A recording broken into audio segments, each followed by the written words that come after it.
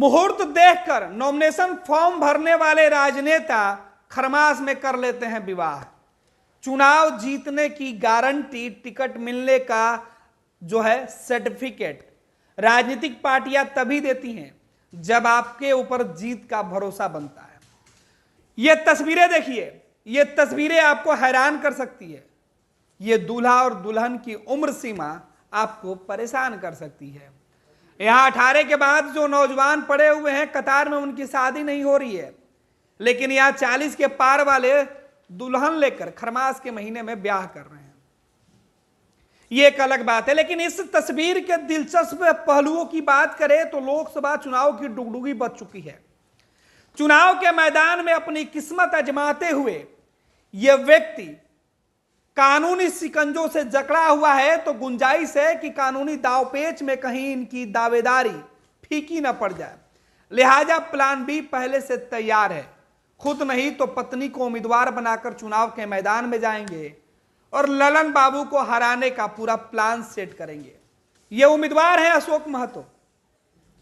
लंबे समय तक जेल में रहे हैं, फिलहाल जेल से बाहर आए हैं। कई कानूनी जो पेच है अभी भी फंसी हुई है।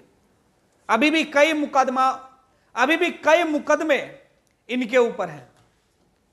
लेकिन राजनीति में आने की ललक,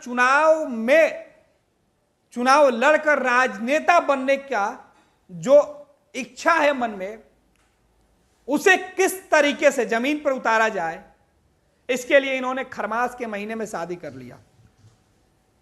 हालांकि राजनेताओं के खरमास में किए गए शादी अब तक के जो नतीजे बिहार में निकल के सामने आए हैं वो 100% सही रहे हैं। सिवान में जब बाहुबली अजय सिंह ने कविता सिंह से शादी किया था तो वो चुनाव जीत गए थे। कविता सिंह शादी के बाद टिकट मिला जेडीयू का तो विधायक बन गई। इस बार अशोक महतो भी उसी प्रकार अपनी राजनीति को आगे बढ़ाना चाहते हैं।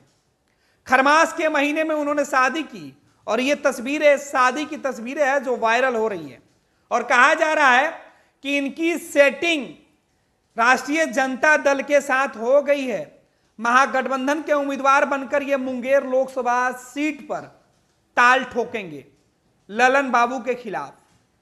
जेडीयू में ललन बाबू का चुनाव लड़ना मुंगेर लोकसभा सीट से लगभग फाइनल हो चुका है और अब ललन बाबू के खिलाफ राजद मुंगेर लोकसभा सीट पर अशोक महतो की पत्नी जो नई नवेली दुल्हन है उनको चुनाव के मैदान में उतारने का जो पूरा प्लान है वो फिक्स हो चुका है।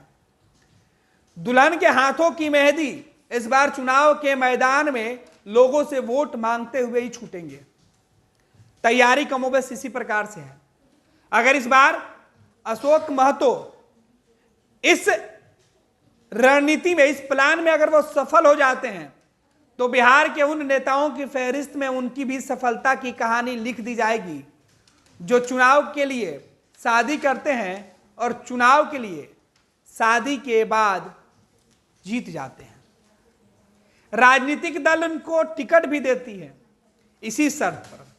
दरअसल अशोक महतो को लेकर कहा यह जा रहा है कि अभी उनके ऊपर कई ऐसे मुकदमे हैं जिसमें उनकी मुश्किलें बढ़ सकती है।